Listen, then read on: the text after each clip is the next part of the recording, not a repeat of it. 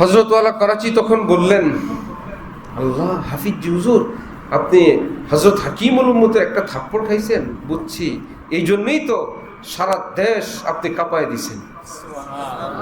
আপনার ডাকে সমগ্র বাংলাদেশ থরথর করে কাঁপতেছে, আপনার ডাকে সাড়া দিল। আপনি যদি আরেক থাপ্পড় খাইতেন, দুনিয়া কাঁপায় দিতেন। আল্লাহওয়ালাদের হাতের থাপ্পড়ের কি দাম। নাহমাদুহু ওয়া নুসাল্লি আলা রাসূলিহিল কারীম, আম্মা বা'দ। ফাআউযু বিল্লাহি মিনাশ শাইতানির রাজীম। বিসমিল্লাহির রহমানির রহিম। ইয়া আইয়ুহাল্লাযীনা আমানু ইত্তাকুল্লাহা ওয়া কুনু মা'আস সাদিকিন। সাদাকাল্লাহু মাওলানাল আযীম। আমাদের দাদা পীর হযরত ওয়ালা করাচি রহমতুল্লাহি আলাইহি, আল্লাহ পাক হযরতের কবরকে নূর দ্বারা ভরপুর করে দেন। হযরত ওয়ালার তালিমাত, শিক্ষা দীক্ষাকে সারা জাহানে পৌঁছানোর ব্যবস্থা করে দেন। হযরত ওয়ালার জীবন্ত উদাহরণ, হযরত ওয়ালার আরেক প্রতিচ্ছবি যুগের হাকিমুল উম্মত, আমাদের পরম শ্রদ্ধেয় শায়েখ হযরত ওয়ালা দামাত বারাকাতুহুমের হায়াতে সুস্থতার সাথে, আফিয়তের সাথে খেদমতে দ্বীন মা শরফে কবুল আল্লাহ পাক অনেক অনেক বরকত দান করেন। আল্লাহ ওয়ালারা এই পৃথিবীতে থাকলে তাদের রুহের সুকুন, ইতমিনান এবং নূরের হিস্সা, নূরের ভাগ পৃথিবীর অন্যরাও পেয়ে যায়। কোনো গরিব মানুষের ঘরে কুপি বাতি জ্বলে, কোন রকম নিভু নিভু আলো দিয়ে তার উঠানে চলতে ফিরতে পারে। পাশেই কোনো জমিদারের বাড়ি, তাদের বাড়ির থেকে যে লাইটের ফোকাস আসে, এটা গরিব ফ্রি ফ্রি ভাগ পায়। তাদের লাইট তাদের নিজের কাজের, একটা লাইট ছাদে জ্বলে, আরেকটা বারান্দায় জ্বলে, আরেকটা বৈঠকখানায়, আরেকটা তাদের বাড়ির বাইরে। যেই গরিবের অত বড় লাইট কেনার সামর্থ্য ছিল না, পাশে থাকার কারণে গরিবও সেই লাইট পেয়ে যায়।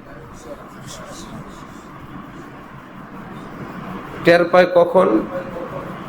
সেই জমিদার যখন তার লাইট বন্ধ করে দেয়, তখন বোঝা যায়, ওফো, এতক্ষণের আলো তো সবটা আমার ছিল না। ভিন্ন কোনো আলো এসেও তো ভাই এটা ছাড়ে, ধরে মাইকটা ছেড়ে দেয়।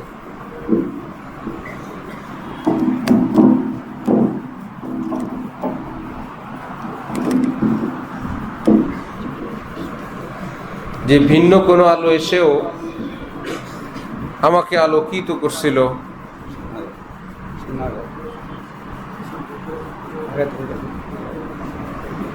যখন নিভে যায় তখন সেটা বুঝতে পারে।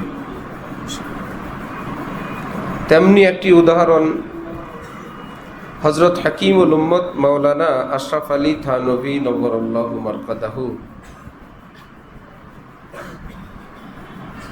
যিনি চতুর্দশ শতাব্দীর মুজাদ্দিদ ছিলেন। অর্থাৎ কিয়ামত পর্যন্ত আর কোনো নবী আসবে না, প্রতি 100 বছর পর পর একজন মুজাদ্দিদ আসবেন। কি করবেন? এসে রাসূল সাল্লাল্লাহু আলাইহি ওয়াসাল্লাম যে খালেস, খাঁটি, নিখুঁত, সুন্দর ইসলাম রেখে গেছেন, তার সাথে যত যোগ বিয়োগ, প্লাস মাইনাস, কিছু অবাঞ্ছিত কথাবার্তা, কিছু রসুম, কিছু প্রথা ইসলামের নামে যোগ হয়ে যায়, অথবা ইসলামের গুরুত্বপূর্ণ কোনো বিষয় ছুটে যায়, সেই মুজাদ্দিদ এসে উম্মতকে সেই বিষয়ে সতর্ক করেন। ছুটে যাওয়া বিষয়গুলো নিয়ে মানুষকে আমলের প্রতি উদ্বুদ্ধ করেন, যে বস্তুগুলো অপ্রয়োজনীয় সেটার বিষয়ে ঘোষণা দেন। তিনি যে মুজাদ্দিদ, সেই শতাব্দীর ওলামাই কেরাম সেটা বুঝতে পারেন। তার কর্মকাণ্ড, তার এলমি যোগ্যতা, তাফাক্কুহ ফিদ্দিন, দ্বীনের গভীর জ্ঞান, তার তাকওয়া, তার মাকবুলিয়ত, তার উচ্চ মাকাম, সেটা দেখে সমকালীন আলেম ওলামারা, পরবর্তী আলেম ওলামারা বুঝে ফেলে যে ইয়ে ও হ্যায়।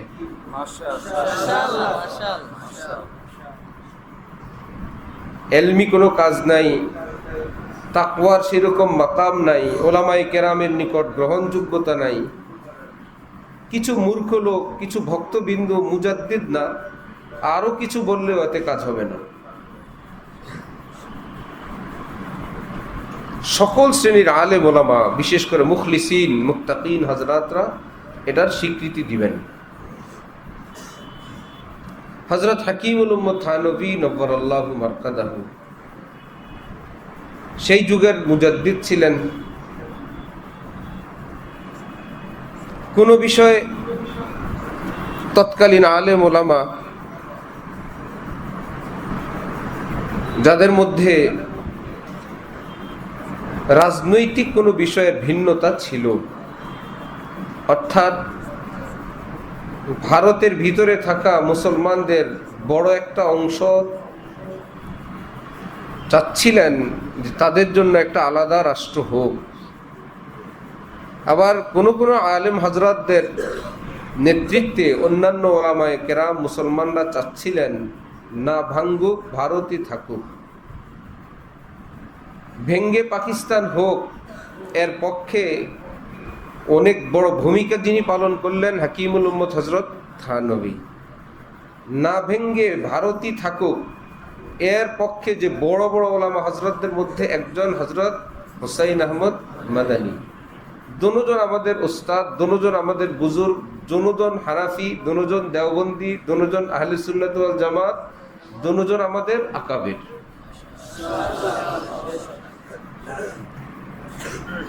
আমরা তাদের পায়ের ধুলার বরাবর না, ভীষণ বড় মানুষ।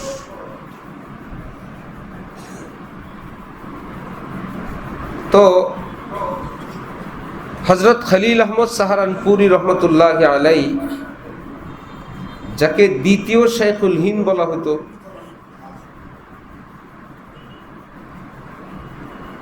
যিনি ছিলেন হযরত মাদানীর তাহরিকের আন্দোলনের পক্ষে, তার মানে হযরত থানভীর বিপক্ষে রাজনৈতিক চিন্তার দিক থেকে। এই ব্যতীত ওনাদের মধ্যে কোনো ইখতিলাফ নাই। কেউ হযরত সাহারানপুরীকে বললেন যে মাওলানা আশরাফ আলী থানভী ऐसा तैसा, লোকেরা তাকে বলে মুজাদ্দিদ। হযরত ভীষণ ক্ষুব্ধ হইলেন, অসন্তুষ্ট হইলেন। এক পর্যায়ে বললেন যে চিনো হাকিমুল উম্মত মাওলানা থানভীকে? তিনি যে দ্বীনের কথা বলেন, ব্যাখ্যা করেন, কেউ আছে কি আঙ্গুল রাখা, কেউ আছে কি টুকবার, কোনো একটা ভুল ধরার? যা বলেন বিলকুল কোরআন এবং হাদিস বলেন। কোন এক মাহফিলে তিনি গেলে হযরত থানভীর নিকট একটা কাগজ আসছে, কাগজে লেখা, আপনি তো কাফের, আপনি কি বয়ান করবেন? উনি আবার এটা পড়ে শুনাইলেন যে ভাই, আমাকে বলা হয়েছে আমি নাকি কাফের, আমি কিভাবে এখানে বয়ান করব? আপনারা সাক্ষী থাকেন লা ইলাহা ইল্লাল্লাহ মুহাম্মাদুর রাসূলুল্লাহ। ভাই এখন তো আমি মুসলমান। দ্বিতীয় লেখা আছে আপনি ঝোলার বাচ্চা। ভারতে তাঁতি বা এই ধরনের নিচু কোনো পেশার লোকদেরকে ঝোলা বলে। আপনি ঝোলার বংশ, আপনি কি ওয়াজ করতে আসছেন? হযরত বললেন যে ভাই আমি ঝোলার বংশ না, আমি আমিরুল মুমিনিন হযরত উমর রাদিয়াল্লাহু তাআলা আনহুর বংশের বাচ্চা। আমি উমরি, আমার দেহে হযরত উমরের রক্তের বিন্দু আছে। আমাদের বংশ পরিচয় আমার থানা ভবনে বিস্তারিত লেখা আছে। মুফতি শফি সাহেব ছিলেন কি ওসমানী, এই জন্য কি বলা হয় তকি ওসমানী, শফি ওসমানী, রফি ওসমানী। তুমি আমি কি ওসমানী লিখলে হবে? তোমার বাপ দাদাদের কেউ ওসমান থাকে তো পারবা, এমনি খামাখা পারবা না। এগুলো নামের অংশ না, এগুলো যে হযরত ওসমানের বংশের বাচ্চা, এই জন্য কি ওসমানী।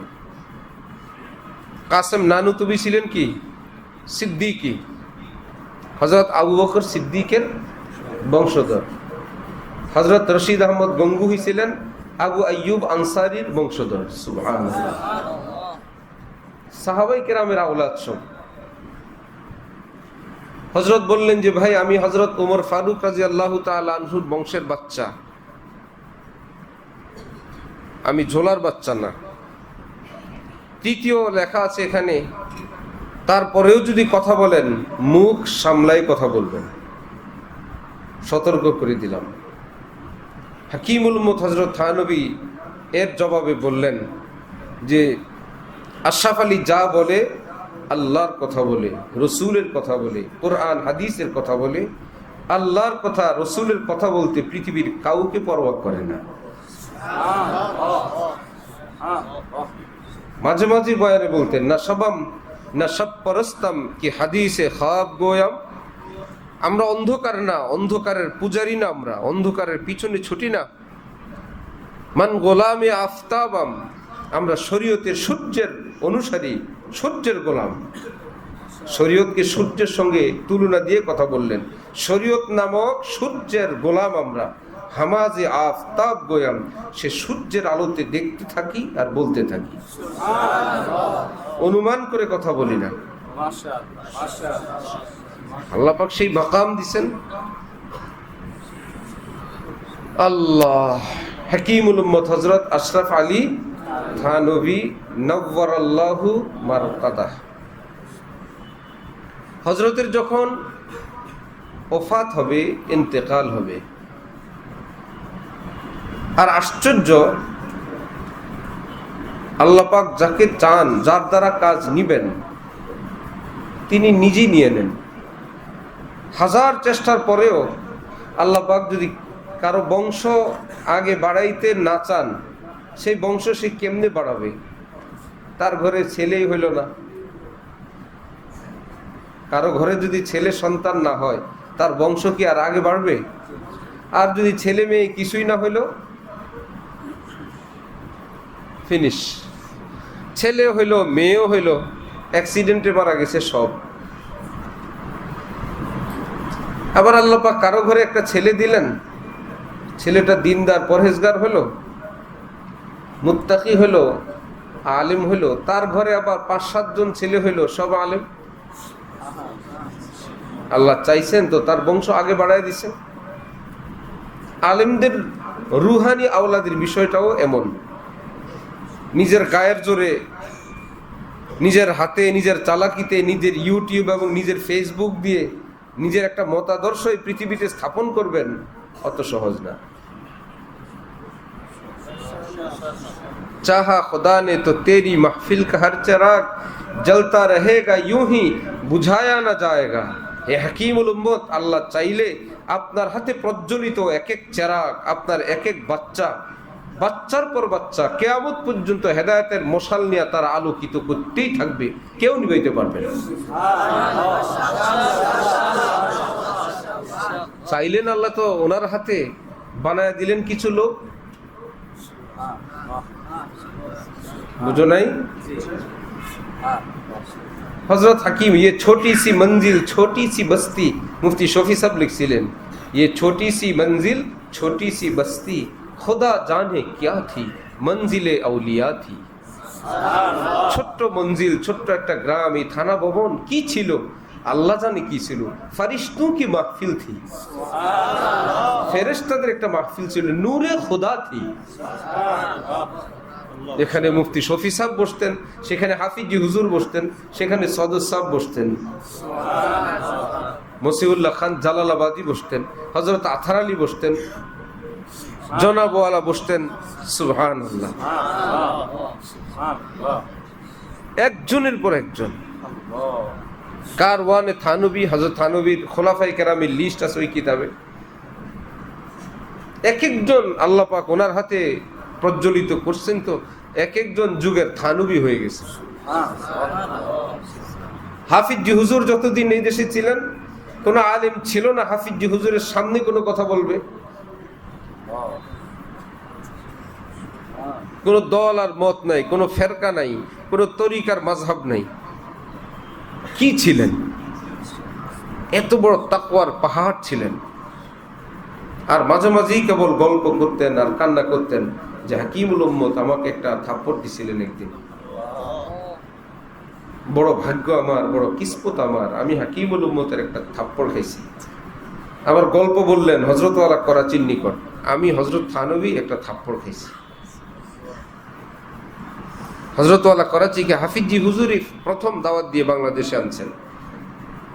হজের সফরে দেখা হয়েছে, দোনোজনকে দাওয়াত দিয়েছেন যে হাকিমুল উম্মতের সিলসিলার খেদমত আমাদের বাংলাদেশে একদম নিভু নিভু, আপনারা আসেন। এই জন্য হযরতওয়ালা করাচি, মুহিউসুন্নাহ আবরারুল হক সাহেব রহিমাহুমাল্লাহ, দুইজনের দ্বারা আল্লাহ পাক দ্বীনের যত খেদমত এই দেশে নিচ্ছেন সবটা সমপরিমাণ সওয়াব হাফিজ হুজুর কবরে বসে বসে একা ভোগ করতেছে। আমাদের রোজানা তালিম হয় জোহরের পর, যেখানে যতটুকু কথা দ্বীনের হয়, হাকিমুল উম্মতের আলোচনা হয় না, হয় কি না? দ্বীন ইসলামের তালিমাতের মাশায়েখদের সব হাফিজ হুজুর অ্যাকাউন্টে কেবল জমা হচ্ছে মিনিটে মিনিটে।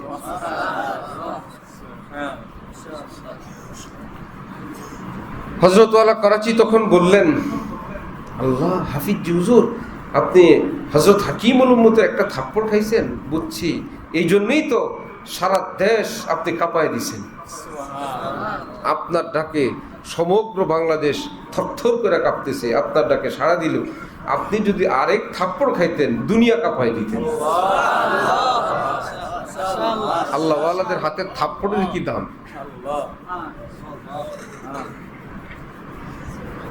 লায়লা বেচারি হালুয়া বিতরণ করে, যেই যায় হালুয়া দেয়। মজনু বেছে একটা লাগাইছে ঠাস করে। সবাই বলল, কি খবর মজনু, যার জন্য এত পাগল তুমি? সবাই তো হালুয়া দিল, তোমাকে তো হালুয়াটুকুনও দিল না। সে বলল, তোমরা কি বুঝো, হালুয়া দিল না? বলে, হালুয়া দিল না, তার লাগাইছে তো একটা ইচ্ছা মতো। বলে, লাগাই নাই, লায়লা তার হাতের ছোঁয়া দিছে।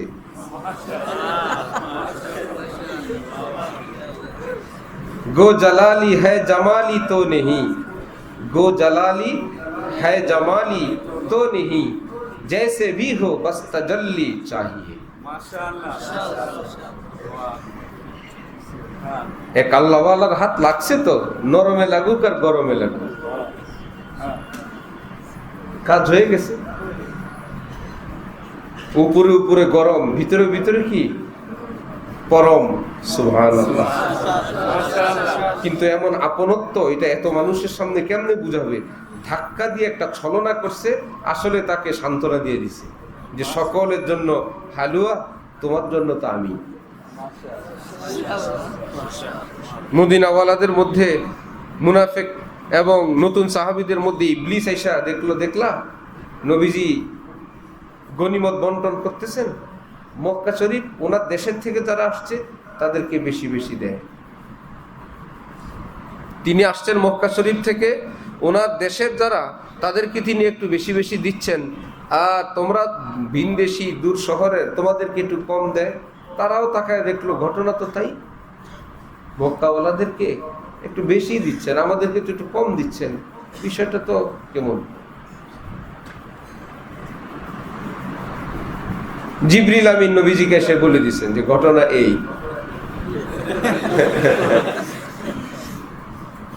নবীজি জমা করলেন, সকলকে খুতবা পড়লেন, বললেন যে দেখো, আমি তাদেরকে একটু বেশি দিচ্ছি, এটা আমার অধিকার আছে। যিনি আমিরুল মুমিনিন হবেন তার কি আছে? অধিকার আছে। আর দেখো, তারা ঘর বাড়ি সব ছেড়ে আসছে, তাদের সব ছিল, তোমাদের তো সব আপনজনের মধ্যেই তোমরা সহায় সম্পত্তি আছে, ব্যবসা বাণিজ্য আছে, এরকম তাদেরও ছিল।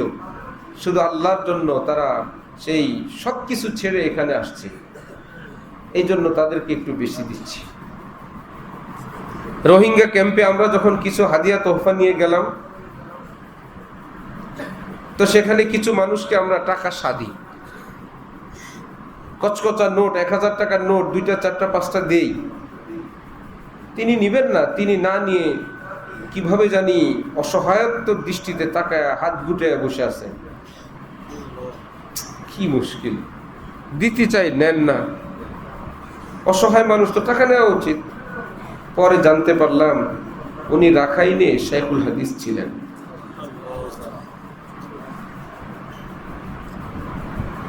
যে আজকে কেউ তাকে সাহায্য করতে আসছে, এমন দিনের অপেক্ষায় তো ছিলেন না। আরেকজনকে জানলাম তারা স্বর্ণের ব্যবসায়ী ছিলেন, বড় তাদের ছিলেন, বড় বিল্ডিং ছিল, গাড়ি ছিল, সম্মান ছিল। আজকে কেউ আমাদেরকে সাহায্য করতে আসছে, এই দৃশ্যও কোনোদিন দেখব এটা তো ভাবি নাই। নবীজি বললেন মক্কাওয়ালারাও একদিন বড় বড় ব্যবসায়ী ছিলেন, আজকে তোমাদের কাছে নিঃস্ব হয়ে আসছে। হযরত আব্দুর রহমান বিন আউফ মক্কা শরীফের শ্রেষ্ঠ ধনী ছিলেন, মক্কার শ্রেষ্ঠ ধনী মানুষ। যখন তার ইন্তেকাল হলো, ওফাত হইল, তো হজরতের দাফনের জন্য কাফনের কাপড় ছিল না, এক টুকরা কাপড়, তাও এমন আবার মাথা ঢাকলে পা খুলে যায়, পা ঢাকলে মাথা খুলে যায়। নবীজি বুঝাইলেন, দেখো মক্কাওয়ালাদেরকে এই জন্য একটু রেয়াত করতেছি। নাম্বার 2, মদিনাওয়ালারা শোনো, মক্কাওয়ালাদেরকে তো আমি একটু মাল ধন দৌলত দিলাম, আর মদিনাওয়ালারা আমি নবী আমাকে তোমাদেরকে দিয়ে দিলাম, তারা মাল নিয়ে যাক, তোমরা আমারই নিয়ে যাও। আল্লাহ, এইবার যে কান্না! আল্লাহ, ইবলিস এসে আমাদের মনে কি সব শয়তানি দিছে, আমরা তো বড় কিছু পাইছি। এজন্য অনেক আমল আছে সওয়াব পাওয়া যায়, অনেক আমলে আল্লাহ পাক ঘোষণা দিয়েছেন আমারে পাইবা। কিছু আমলে সওয়াব পাবা, কোন কোন আমল আছে সেখানে আমারে পাবা। আস-সাওমু লি ওয়া আনা উজজা বিহি, আমি আমার মাধ্যমে তোমাদের বদলা দিব, অর্থাৎ আমারই দিয়ে দিব, তুমি আমাকেই নিয়ে যাও। হযরত ওয়ালা করাচি রহমতুল্লাহি আলাইহি সাউথ আফ্রিকা গেলেন, বড় সুপার মার্কেটের মালিক। তিনি বললেন, হযরত এই মার্কেটে অনেক রকমের সামান আছে, আপনি গাড়িতে ঘুরতে থাকবেন, যেই বস্তু আপনার পছন্দ হবে আপনি হাত লাগাবেন, টাচ করবেন, সেটা আপনার। হযরত বলেন, সোচকে কহো, সোচকে বাতাও ভাই, ভেবে চিনতে বলো, আমি টাচ করলেই আমার? বিলকুল হযরত। একবার, দুইবার, তিনবার সে বলল, হযরতও খুব শক্তভাবে। হযরতওয়ালা ওই ব্যক্তির পিঠে হাত রাখলেন, তুমি বলছো আমি যেখানে টাচ লাগাবো সেটা আমার, এখন যত মেরা তো সব মেরা, তুমি আমার তো সবই আমার। মুশকিল, যত মেরা তো সব মেরা, তুমি আমার তো সবই আমার, তুমি আমার তো সবই আমার। এখন সেই ব্যক্তি ভাবলো যে হায় রে, এক সুইচে তো সব নিয়ে গেল, বেশি টাচ লাগলো না, আমারই নিলে তো আমার কোম্পানি সহই গেল, ঘুরে ঘুরে তো টাচ করার দরকার নেই। সেই লোকের চোখ মুখে হতাশা এবং টেনশন, চিন্তা দেখে হযরত বললেন, ফিকির মত করো ভাই। সুবহানাল্লাহ, কত টেনশনের কিছু নাই ভাই। তোমার এই কল কারখানা, মিল কারখানা, রাজ্য রাজত্ব আমার কিছুর প্রয়োজন নেই। তুমি তোমার দিলটা আখতারের হাওয়ালা করো, আখতার সেই দিলে আল্লাহর মহব্বতের ফুল বাগানের চাষ করতে চায়। মশগালা আহলে দিল কা আয় আখতার, বাগে ইমা কি বাগ বানি হ্যায়। সবারই একটা মশগালা আছে, ব্যস্ততা আছে, পেশা আছে। আপনার পেশা কি? আমি এই করি। আপনার পেশা কি? আমি তেসা করি। আছে না পেশা? তো আল্লাহ ওয়ালাদের একটা পেশা আছে, কি পেশা? যে মানুষের দিলে আল্লাহর মহব্বতের ফুল বাগান লাগান। একটা ফুলের চারা লাগান, চাষবাস করেন, আবার আরেকটা ফুলের চারা লাগান তো চাষবাস করেন, আরেকটা ফুলের চারা লাগান তো চাষবাস করেন, আরেকটা ফুল কলি হয়েছে বড় যত্ন করেন, আরেকটা ফুল ফুটছে। এই পৃথিবীর ফুল ফুটে ঝরে, আল্লাহর মহব্বতের ফুল ঝরে না, আরো তাজা হয়, আরো বড় হয়। একটু যদি গুনাহ হয়ে যায়, ওই ফুলের আলো, এই ফুলের সজীবতা একটু মুশকিল, একটু কেমন কেমন গুনার মাত্রা অনুযায়ী এমন মনে হবে সবই অন্ধকার। হে আল্লাহ, আপনি অসন্তুষ্ট হইলেন, আমার কাছে তো মনে হচ্ছে পৃথিবীতে চাঁদও নাই, সূর্যও নেই, সবই অন্ধকার। আয় আল্লাহ, আপনি খুশি হয়ে গেলেন, এত আলো আমার অন্তরে, মনে হয় যেন চাঁদের আলো কম মনে হয়, অন্তরে আলো এত বেশি। আল্লাহ পাকের খুশি এবং সন্তুষ্টির আলো চাঁদ সূর্যের আলোর চেয়ে লক্ষ কোটি গুণ বেশি। এই জন্যই তো বলেন, ইয়ে কৌন আয়া কে ধীমি পড় গাই, কে আমার অন্তর জগতে আসলেন যে সবকিছুর মধ্যে অন্ধকার ছেয়ে গেল। সারা দুনিয়ায় অন্ধকার অন্ধকার লাগতেছে। এ কৌন আয়া কে ধীমি পড় গাই, লাও শমএ महफिल की पतंगों की आवाज উড়নে লাগি চিঙ্গারিয়া দিল কি। ব্যাপার কি, আগে মনে হইতো এটা বিশাল বিল্ডিং, মনে হইতো এমপি সাহেব, মনে হইতো সচিব সাহেব, মনে হইতো রাজা উজির, মনে হইতো প্রেসিডেন্ট বাদশাহ বড় বড়। এখন সবকিছু ছোট ছোট লাগে কেন ভাই? যারা বিদেশে থাকে, নিজের দেশে থাকতে তো মনে হয় কত বড়। একটু বিদেশ থেকে যারা শহরে থাকে, রাজধানীতে, নিজের গ্রামে কিংবা গ্রামের বাজারে বিশাল মনে হয়, আমাদের এখানে এই মার্কেট, এই সেই। ঢাকার থেকে একটু ঘুরে যাওয়ার পর নিজেদের ওই অঞ্চলের বড় বিল্ডিং ইত্যাদিতে গ্রাম গ্রাম লাগে। গ্রাম গ্রাম না বলে গ্যারাম গ্যারাম লাগে, লাগে না? একটু মদিনা শরীফ থেকে কিছুদিন থেকে আসলে, ঢাকা এয়ারপোর্টে নামলে মনে হয় কোনো বাজারে নামছি।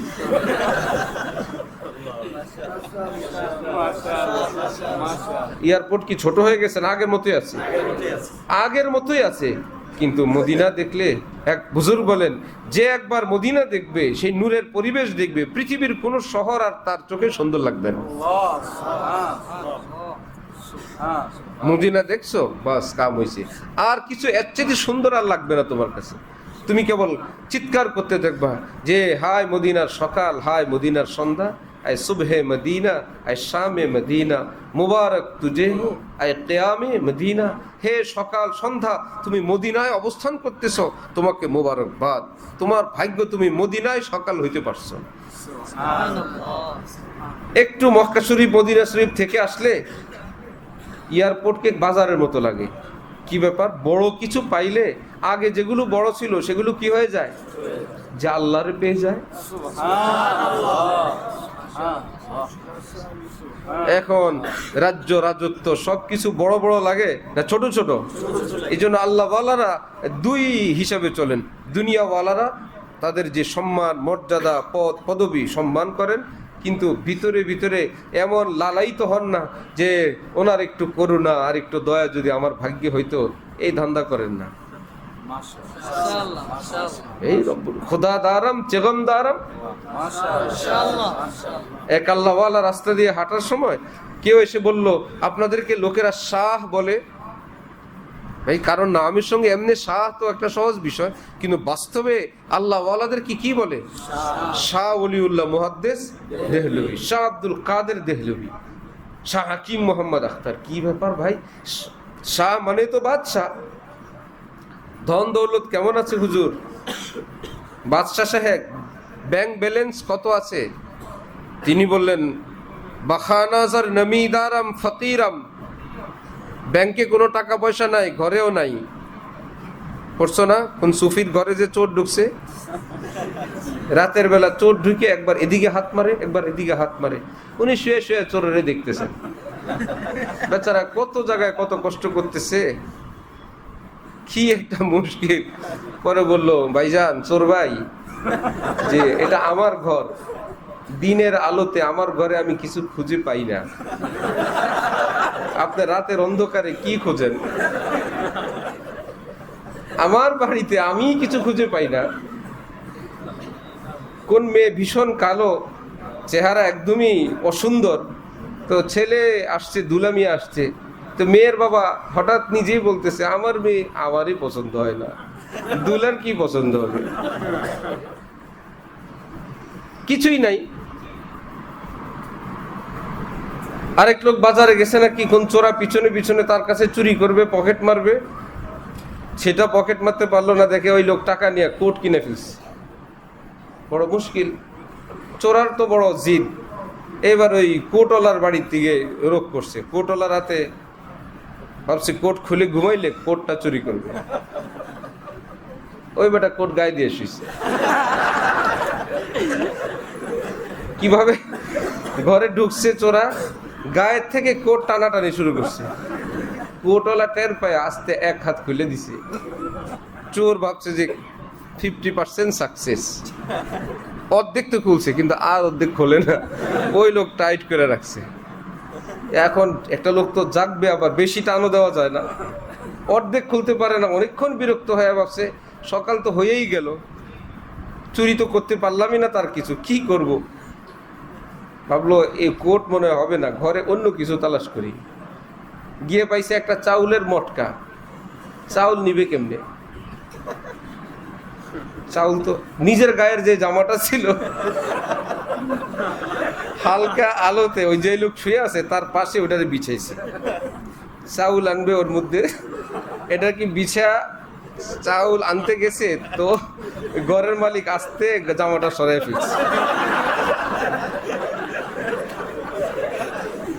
অন্ধকারে এসে ওই বরাবর চাউল ডালছে, তাইলে চতুর্দিক হাতায় দেখে।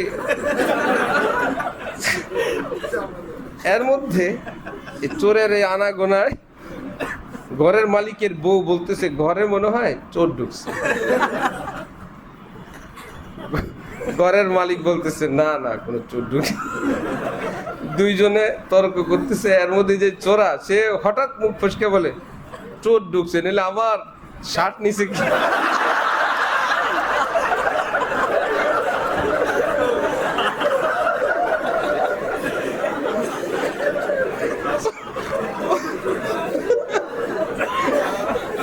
নিশ্চয় চোর আসছে, আমার গায়ের জামা নিয়ে।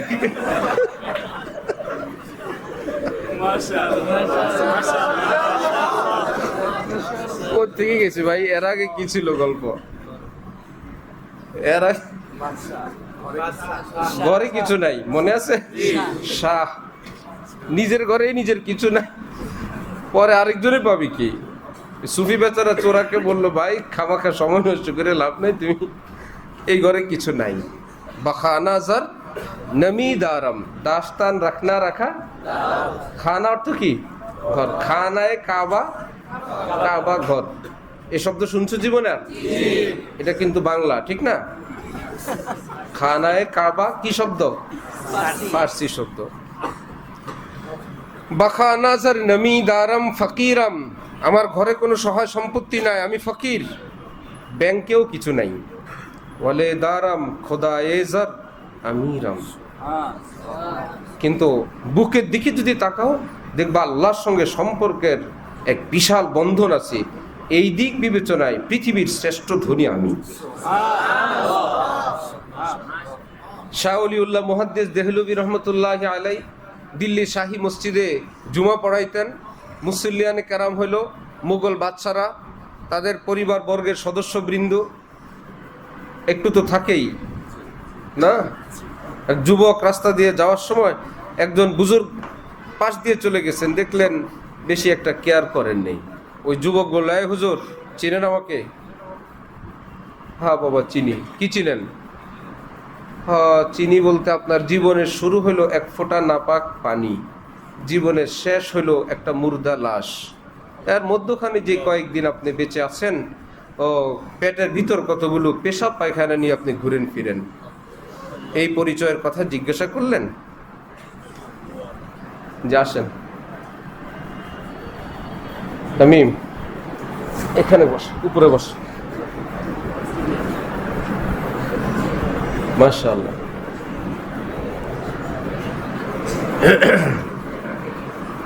বললেন যে আপনি, আপনার পরিচয় কি? বলল, আপনার পরিচয় হে যুবক, জীবনের শুরু কি? আলাম নাখলুকুম মিন মাইম মাহিন। ছেলেকে নাম রাখি কি? মাহিন। কি সুন্দর নাম, কোরআন শরীফে আছে। আল্লাহ পাক বলতেছে, তোকে আমি নাপাক দুর্গন্ধময় পচা পানি দিয়ে সৃষ্টি করি নাই?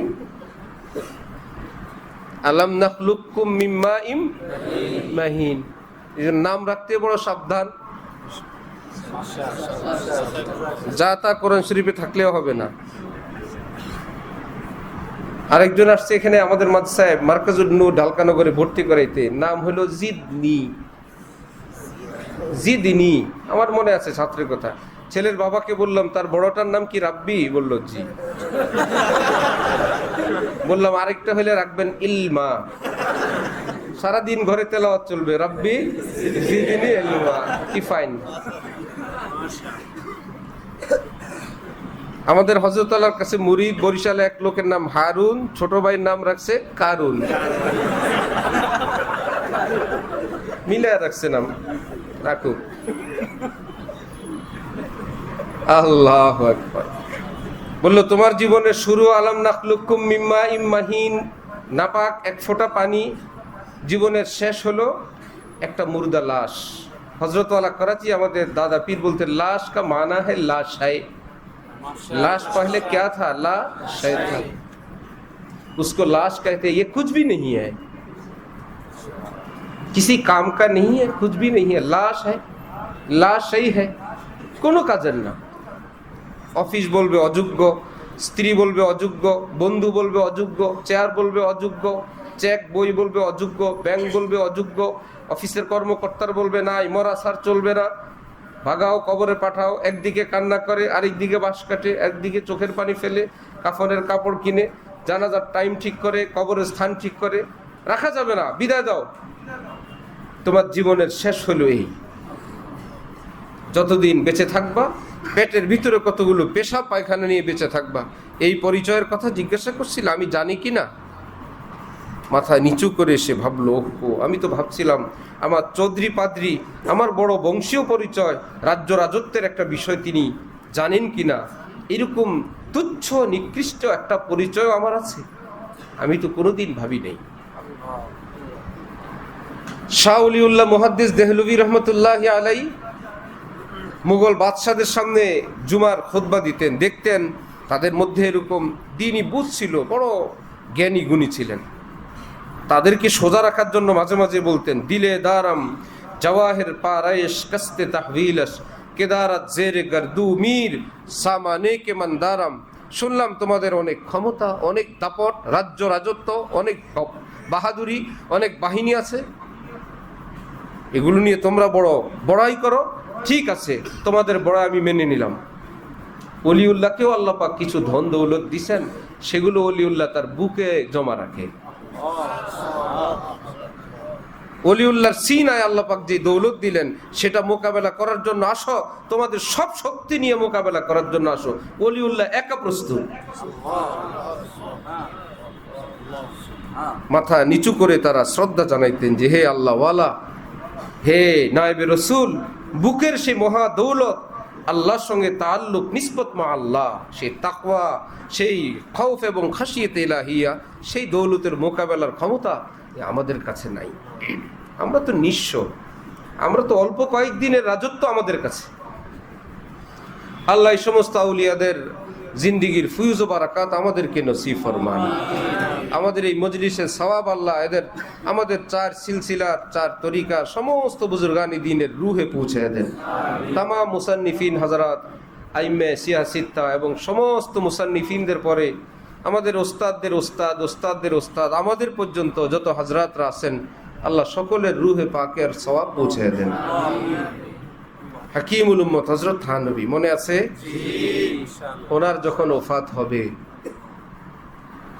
হযরত খাজা আজিজুল হাসান মজজুব, হযরতের এক দেওয়ানা, তিনি একদম শেষ অবস্থার লক্ষণ দেখে ভাবলেন যে হযরত মনে হয় বেশিক্ষণ দুনিয়ায় থাকবেন না, কিন্তু আমার এই দৃশ্য দেখা মুশকিল।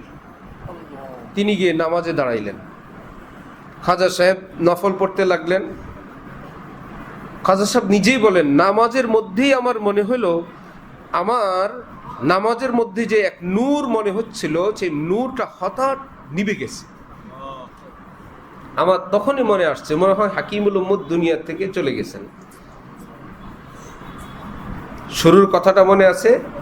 গরিবের কুপি বাতি, পাশের বাড়ির বড় লোকের লাইটের আলো ফ্রি ফ্রি পায়, যখন সে আলো নিভে যায় তখন টের পায় আসলে সব আলো আমার ছিল না, অন্য কারো আলো দিয়েও আমি চলতাম। নিভে যাওয়ার পর টের পায়। হযরত খাজা সাহেব দেখলেন যে হঠাৎ নূরটা একদম নিচে নেমে গেছে। তিনি বলেন, মনে হয় হাকিমুল উম্মত দুনিয়া থেকে চলে গেছেন। সালাম ফিরে এসে শুনেন, হ্যাঁ, ওই মুহূর্তে হজরতের ইন্তেকাল হয়ে গেছে।